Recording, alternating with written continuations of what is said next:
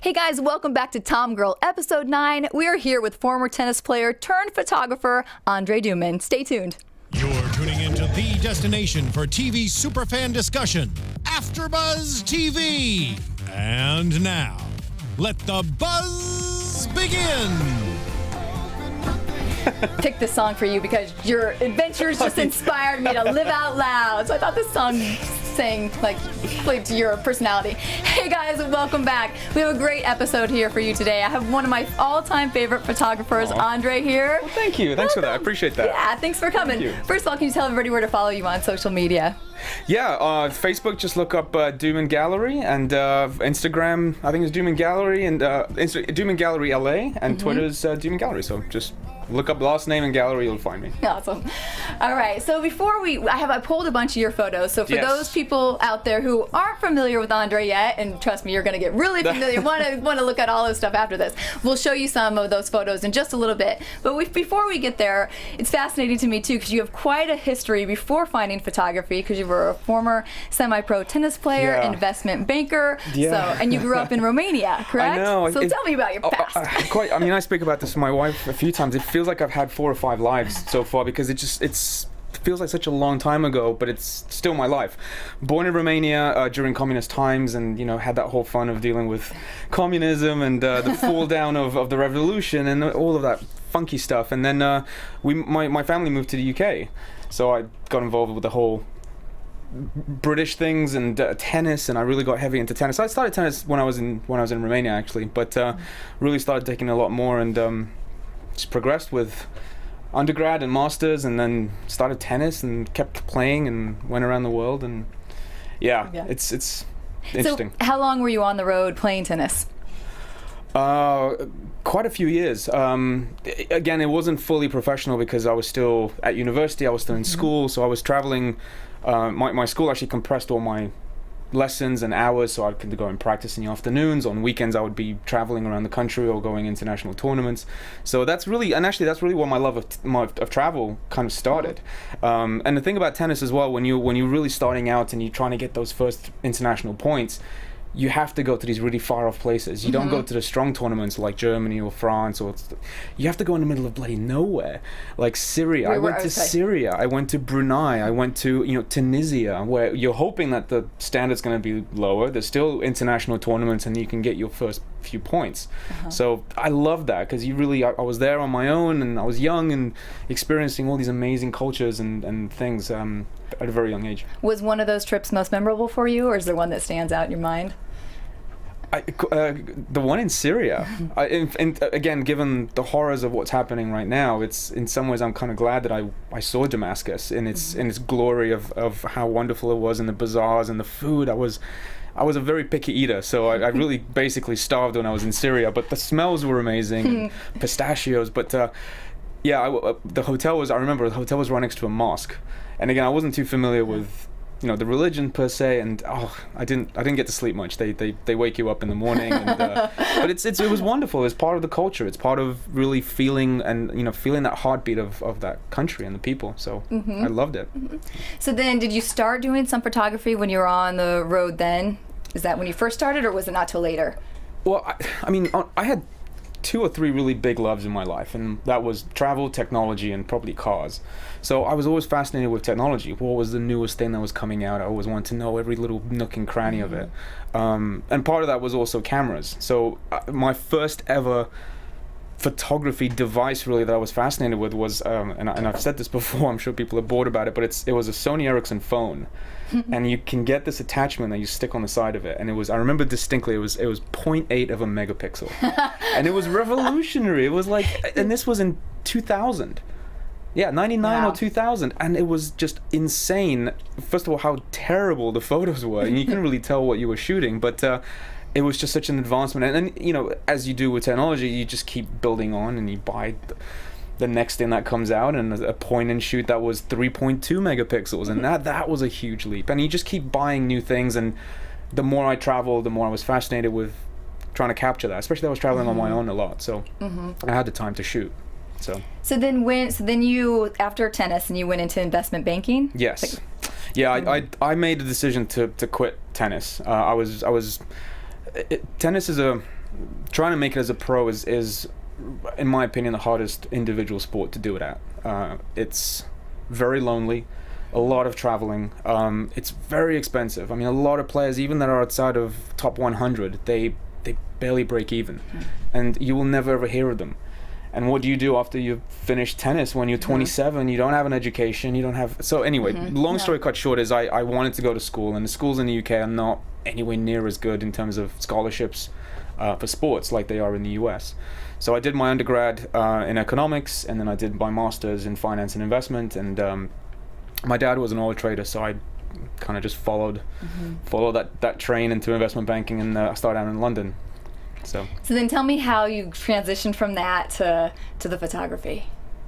Well, I did investment banking for around 12 years. My last job was I was at UBS and I was on the world's largest trading floor, which was insane and scary and wonderful and all rolled up into one. Just the hustle and the bustle of everything, and people screaming, and it was great. But it's certainly very draining. So it's long hours. The products that we were dealing with were quite complex. It was the complex and hybrid equity derivative trade support team at UBS, and I got promoted to do sales trading, so I went to another team and to be a trader, and it was very draining, and I felt like I was losing my sense of who I really was in some ways. So my wife and I just looked at each other and said, what are we doing here? This is crazy. She's originally from LA, so for her it was very easy to come back. For me it was a little bit harder. It took about 9 months for me to You settled in good now?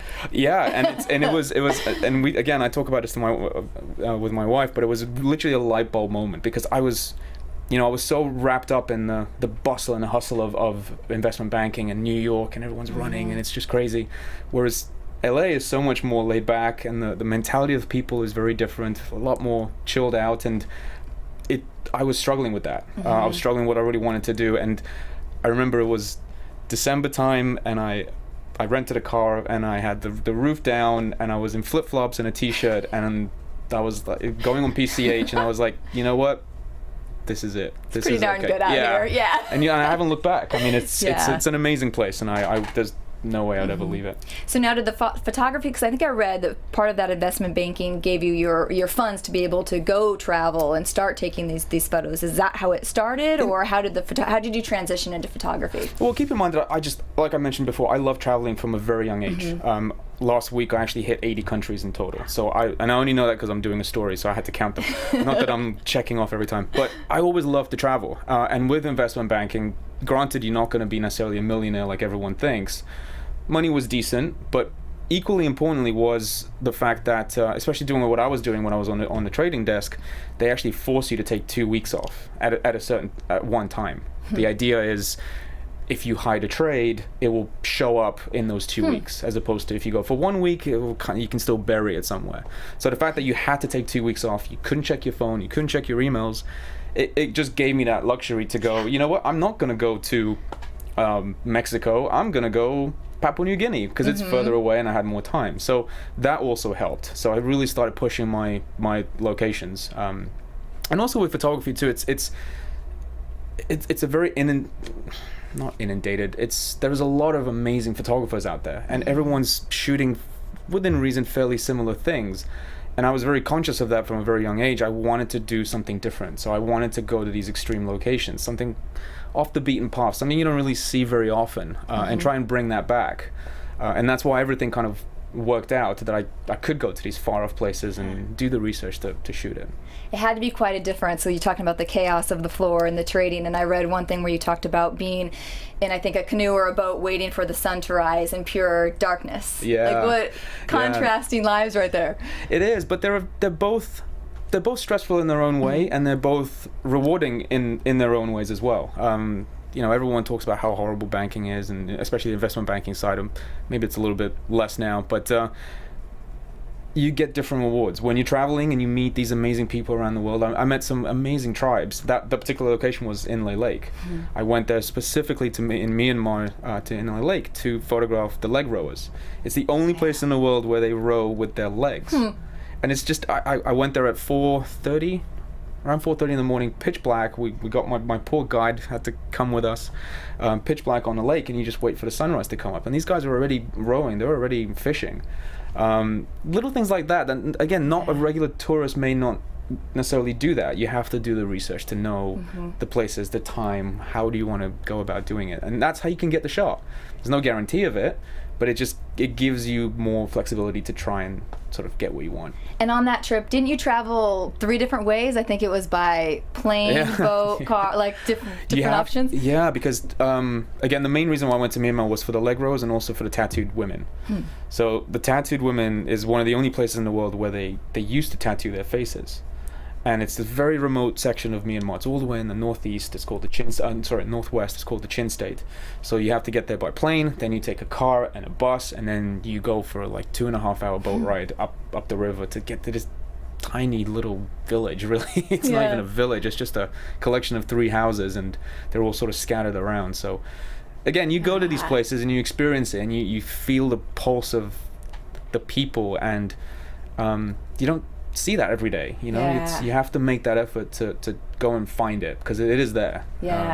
Well, I pulled a few. I don't know how many you already showed, but we'll go kind of let's go through a few here, and maybe you can tell us a little bit about them. These are just ones that I selected that I mean, this guy has such great eyes. That was actually a very tough shoot. So that's in Uganda. It's a tiny little we went for the gorilla hike, obviously, and that could be a hit or miss, because you can either they are all tagged, but you don't know where they are, so you have to sort of walk and have a radar that can sort of try and find them. So you can be 20 minutes walk, or it can be a 5-hour walk. We're around 2.5 hours, but we finally found them, and they were just running around like crazy. This little guy, so it was quite hard to shoot and no light, but again, an amazing experience to do the hike. Recommend it for everyone. And I think this one was on your bucket list. That was the main that was the main reason why I went to Sri Lanka. So again, I'm fascinated by the idea that certain things or certain people or certain places only exist in that one place. So again, these are the stilt fishermen of Sri Lanka, and as far as I know, that's the only place in the world where they fish this way. And it's only on this one beach in Sri Lanka. It's not around the whole island. So again, you have to drive all the way out there and fly, and that was an amazing experience to get waist deep with them. It was very cool. All right, so where's this one? That's also in Myanmar, right next to where the Chin village people are, and that temple is actually amazing because it has 90,000 tiny little statues of Buddhas, and there was hardly anyone there. So again, depending on when you go, you feel like you're the only one in these locations, because no one really travels to them. That was cool. It's a temple called Marawu. Oh, it's just beautiful. It's cool. Here's just an action shot of you. Yeah, that's we did so. The camera that I'm holding there, I'm shooting for phase 1. It's a 101 megapixel. It's the most advanced camera system in the world.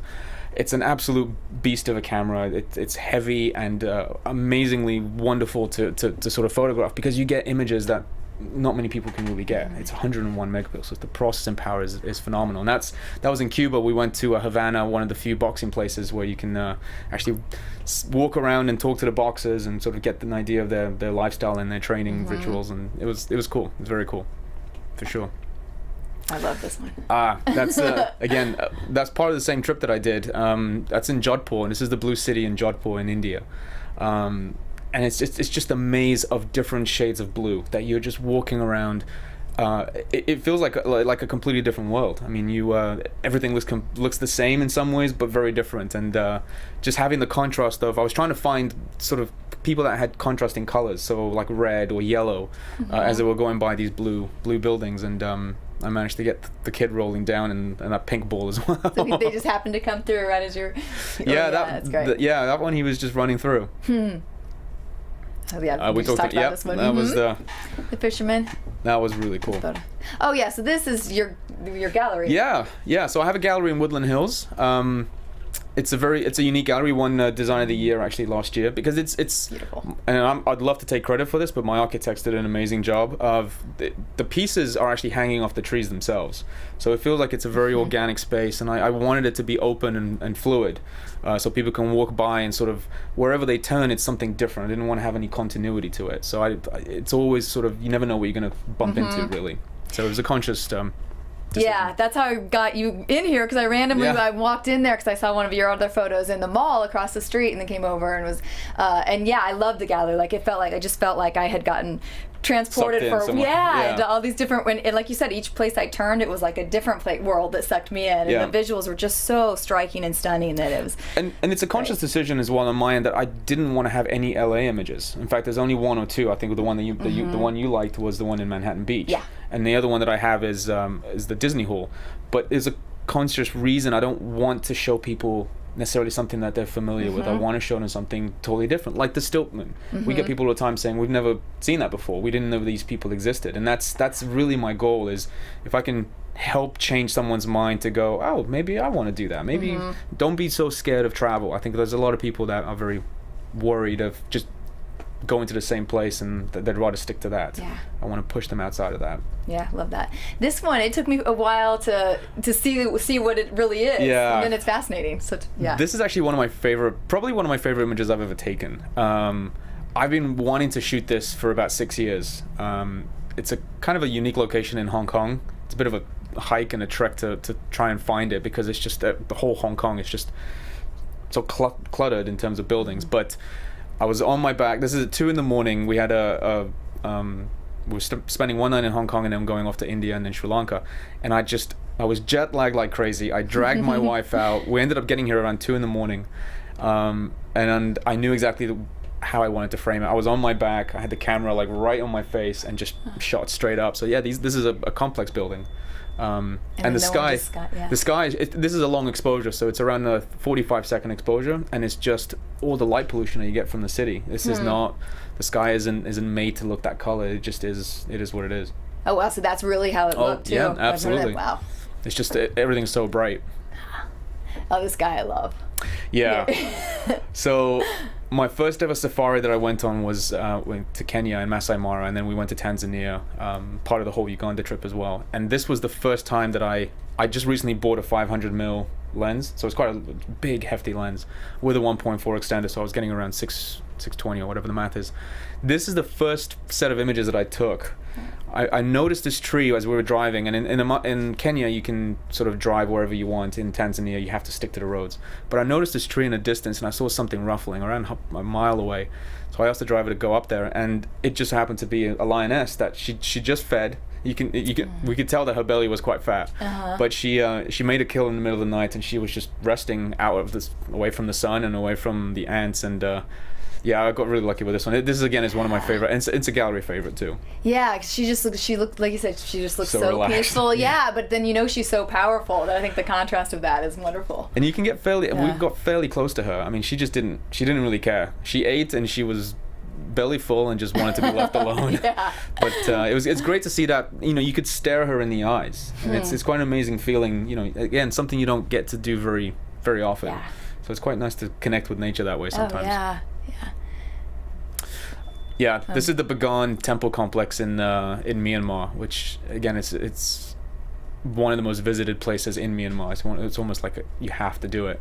And I believe that one was taken from. We didn't do this one from we did a balloon run in the morning, a sunrise balloon, which was amazing. But I think this was, you can hike up to some of these stupas, and you can just shoot straight down as the sun is setting on all the other ones, and getting that glare of the dust with the sun. So it's a fairly popular location to shoot, but it's still amazing to experience it, for sure. Oh yeah, and then this one is my local one. Yeah, and people again, it's been shot before. I mean, this is Manhattan Beach Pier. Many people have shot it previously. I actually made a mistake when I shot this image. That's the way it's coming out, the way that it has. With the turquoise. Yeah, the reason for it was shot with a for people that are familiar with photography, it's a 10-stop neutral density filter. So basically what it does, it allows me to keep my shutter open longer in complete daylight, where normally you just blow out the image. But that's the reason why the sides are a little bit more blown, and the reason why it's so turquoise in the middle is because underneath the pier is so dark. So keeping that exposure open brought out all the blue of the water. So this one and the lion are probably the two most favored pieces in the gallery, as well as the Hong Kong one, which we recently put up. Yeah, I just love this one, and I have shot the pier down in Hermosa Beach. Oh yeah, before just on my iPhone, amateur or whatever. Yeah. But yeah, so then when I saw this, I was like, oh, it's just so beautiful. I loved how your accident worked out perfectly because I love it. And it prints wonderful too. It's a very abstract piece almost in some ways, but it fits a lot of places. Well, and I bet it fits a lot of California style homes too, where we're very modern and clean and sleek and white. And the way that we finish it too, we don't do any wood framing. It's just. Oh yeah, go ahead. Yeah, I wanted it to be super modern and super clean and efficient and just very easy to hang. So it's just face mounted to plexi and aluminum back and ready to hang. So it just keeps it nice and modern. So for those of you like me who maybe don't know all these terms, so when you see it, it's really thin and it's really shiny and it just is clean and sleek, and like you said, you don't have to worry about going and getting the frame or doing mounting or the border or anything. It's all ready to go. Yeah. All right. No, I think this one's sand. Oh. Yeah. Uh-oh, story here. Last one, okay. Story, yeah. This one was again, one of the main reasons why I wanted to go to Namibia was to find this exact location. This was made famous in a National Geographic front cover quite a few years back, and it grabbed me, and I wanted to see it. I wanted to feel it for myself. This is an old German diamond ghost town. It's in the southwest of Namibia called Kalmanskop, and it's just a deserted town. It used to be full of Germans that were looking for diamonds. Literally, you could find them in the sand as you're walking. And they ran out, and it just got deserted, and now the sand is just literally destroying this village. I mean, it's pulling apart door handles and door themselves. It's breaking windows. It's a very eerie place to shoot, but I spent 3 days there. And it's not a massive town, but I simply could not find this shot. I couldn't do it. I ended up finding the photographer. He apparently lives there. Found a photographer who shot it for Nat Geo, and he wouldn't tell me where it was. Oh. He was trying to keep it secret, yeah. And on the last day, right behind that door, it's, as you can see, there's a light coming through. There's a broken glass. I crawled on my belly, and I went through, and I walked all the way around and came back. And those are my footprints that you can see. And I thought, again, it was just another dead end. And I turned around, and that was it. Yeah. So then I just spent I came back that night, and I came back first thing in the morning to try and catch the different light. And it was better at sunset. So yeah, I was getting frustrated, to be honest. But you didn't give up. No, never give up. Never give up. Yeah. Let's talk about that. I think that was the last of the photos. What are some of the challenges that you face through the years now, or lessons that you've learned? You have to be, quite honestly, understand your gear. I think that's a big one. You have to understand the limitations of your gear, limitations of your lens. What can it do? What you should have in your mind what you want to do with this image before you even take it, and then knowing what to do with your camera to try and capture it in the best way. So I think that's a big one. And just be open. You never know. A lot of times you go to a place to shoot at one particular location, and then while you're trying to find it or do something, it actually turns out that you shoot an even better shot for something that you weren't even expecting. So I think being open-minded about it, not being so necessarily gun-ho like I was on this one. There was nothing else to really shoot around there. It was just a desert. So look behind you, look to your left, look to your right. There might be something that's actually even better than what you originally had in mind. So being flexible with that is pretty crucial, and it makes it more fun too. You had some quotes that stuck out for me. I did? You did, yeah. I'm just going to read one. We can talk about that. You said, I think we should all be exploring more, wanting to find out what is over that hill or in that canyon, even exploring our own environments in a new way. Yeah, I think, again, I've been very fortunate that I've traveled a lot, and I probably always will travel, and I've seen some really cool stuff, and I think, and I could be wrong, but this is just my opinion, I think a lot of people are very scared of travel to some of the more remote places, and it's just a real shame because there's so many amazing things out there to see, and if you can just let yourself go a little bit and just I guess just being a little bit less scared about what's out there. I know we live in really difficult times right now for multiple reasons, and obviously just be smart about it. You're not going to go somewhere where it's a war zone because there's something to shoot there, but it's just, go to Namibia, go to Indonesia, learn about the culture in Bali. It's absolutely staggering to see a different side of how people live and how people see life and what they cherish that's important. changes you. It makes you appreciate more of what you have. Makes you see people a little bit differently. And I think travel, you have to do it. You won't be able to just read a book about it. So I think that's what I meant by that. Just be a little bit more open-minded about, don't just go to the same location. Don't go to Florida 50 times, or don't go to San Diego. Vegas, I just got back from Vegas. I love Vegas. Vegas is a whole different story. But yeah, it's just be adventurous. Try and go somewhere different that you haven't been before every year. You might be surprised. Is there some place that surprised you most? Ooh, that's a good one. Actually, yeah. So I went to Bali as part of my trip to India and Sri Lanka. We stopped in Bali for 3 days, and I know 3 days wasn't really enough to feel the pulse and get a sense of what it was. So I was a little confused by it, because everyone talks about it as this amazing location. And about a month ago, I had an opportunity. I taught a workshop there for the Phase 1 cameras. And I just saw it in a completely different light. I spent a little bit more time. I spoke to the people, learned about their culture, learned about what's important to them, and it really is a fascinating place. And it completely kind of blew my mind, because I had that previous connotation about what it was. Not that it was bad. I was a little bit mystified as to why the attraction was there. And now I fully get it. It's you have to experience it. But even then, going. And this is what another interesting point is. You can go to Bali and stay in these amazing hotels, and you never leave them, or you eat at those restaurants. You're not gonna feel it. You have to get on a moped or rent a car and just turn left and just keep going until there's no land left, and stop at a village and see if you can have food with them. They'll bring you in. Learn about their daughter. Learn about their dog. I mean, it's all those things that you can't prepare for, and that's the best. That's really how that's the love of travel that I have. So, that's awesome. What other places are on your bucket list?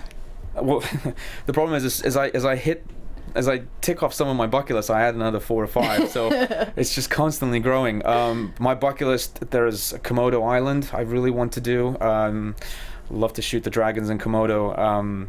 Go to Papua New Guinea and shoot the Huli tribe would be amazing. The lemurs in Madagascar. I'd love to do Antarctica. I recently did Galapagos, so that was a tick off my bucket list, which was amazing. Love to go back to Greenland. Again, I've seen so many cool things, and now that I'm shooting on this camera, which is just the most incredible thing to photograph, because you get this detail like nowhere else. I almost want to go back to all the places I've been to redo them justice with the the capabilities that I have now and what I've learned in the past. So many places that I want to go back to and sort of do it justice. Now, speaking of the Phase 1, I think I read you're doing an expedition with them, like a contest for people, or not a contest, but people can pay to go do this with you. Talk about that. Yeah, so I've partnered up with Kensington Tours. I don't know how many people are familiar with them. They're an amazing custom luxury tour provider. So, for example, if you want to have dinner in the Sahara at midnight next to camels, they can do that for you. You want to get in a hot air balloon on your own, or with your loved one. It's a very customizable trip. Whatever you want to do, they will make it happen. But what we're doing is, for the first time in their history, they're doing photography workshops that I'm leading, and I've brought Phase 1 as an ambassador for them. They're providing the cameras. So the first one we're doing is actually Iceland in October. So we're leaving actually the 29th of September until the 9th of October. So we're traveling all the way in the south of Iceland and the west side of the island, and shooting on these amazing cameras that not many people really get to see. People really talk about them almost in hush whispers sometimes, because you don't get to see them. Not many people really shoot on them. They're incredibly expensive, but you get what you pay for. I saw the photo of the scales, and I just got back from Mexico, and I was enthralled by the iguanas. So I was like, oh, I thought they would have done really good details on those. Yeah, and I actually have a show. I did a show with the Galapagos at the G2 Gallery in Venice, and now that the work is done, I'm bringing it back to my gallery, which we're going to do a show in middle of September. But again, that's what blew my mind with this camera, because I was still trying to learn it. I came from 35mm, now I'm coming to medium format, and there's things you have to. It's a little bit different. It's just a little bit of a learning curve. But I remember distinctly when it was a winner for me. It was an image that I shot in the Galapagos. Didn't think anything of it. I went back to the boat and I was just going through my images, and I just so happened to. You can double click on the back of the back of the camera, and it zooms in at 100%. And I didn't even see it with my own eye when I was shooting the iguana, let alone later on. But there was about 5 or 6 flies that were actually eating one of the scales, and it started bleeding. But you get it in such detail that I can see the veins on its wing that I couldn't see with my naked eye when I was standing this far away from it. It blew my mind, the kind of resolution that this camera can produce. So it's amazing to shoot it. Yeah. It's amazing. Sounds like it. Yeah. Oh, wow. All right. Well, real quick, you know what I wanted to ask? Yes. Tell people where they can, tell them about your website, where they can see your work, where they can purchase your work, gallery show, anything that you have that people can find out more about. We have one website. It's just andreiduman.com. So ANDREI. Everyone gets that confused. ANDREIDUM.com. So andreiduman.com is the main website that we have, and you can see where the gallery, you can find out openings and see all the work that I have there. Wonderful. So. All right. Well, each week here we do also we pick a TomGirl of the week. So I'm going to go ahead and do that real quick here. We have a moment. So TomGirl of the week today, you can see her there, is UFC fighter Paige Van Zant. I picked her because I've always just loved her. I mean, she's badass and she's just super cute.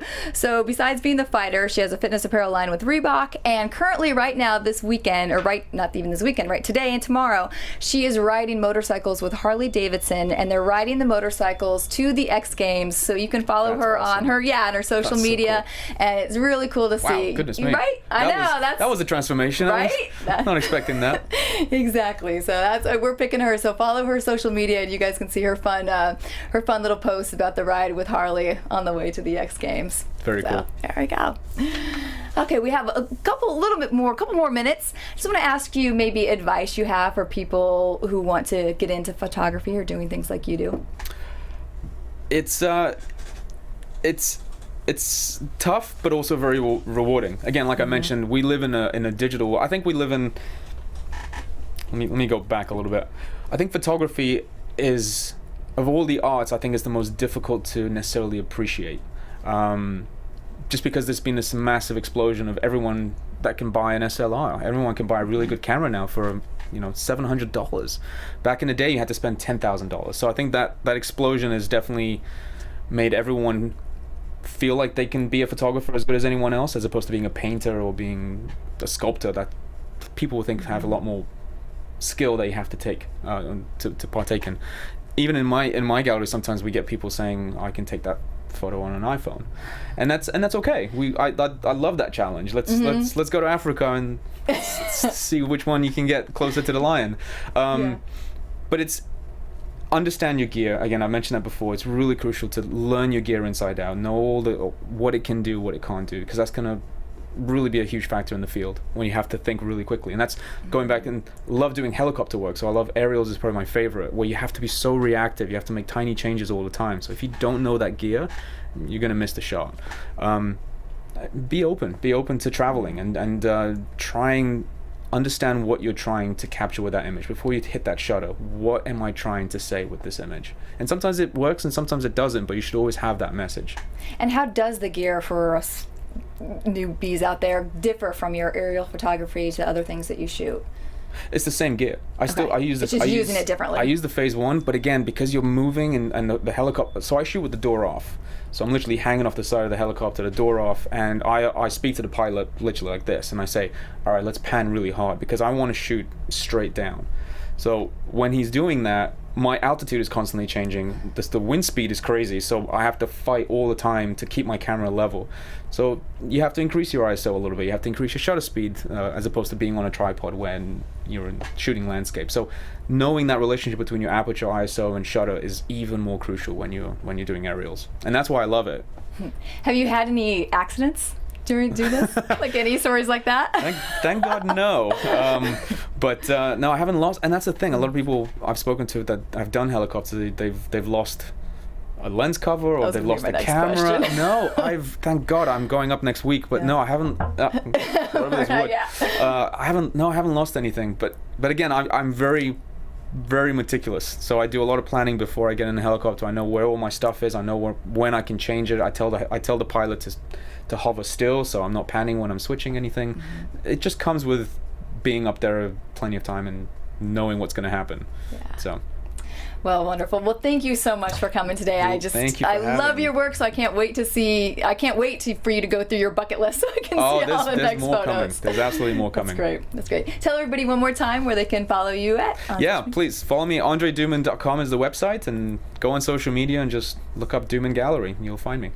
All right. Well, we're out of time here tonight, guys. We will see you again here next week where we will be talking to City Roots in Boots. We're going to get a little country next week. So we'll see you next week. Bye-bye. Have a good one. From executive producers Maria Menounos, Kevin Undergaro, Phil Svitek, and the entire AfterBuzz TV staff, we would like to thank you for listening to the AfterBuzz TV network.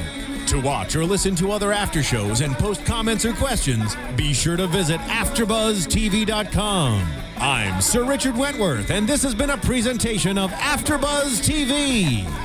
Buzz you later. The views expressed herein are those of the hosts only and do not necessarily reflect the views of AfterBuzz TV or its owners or principals.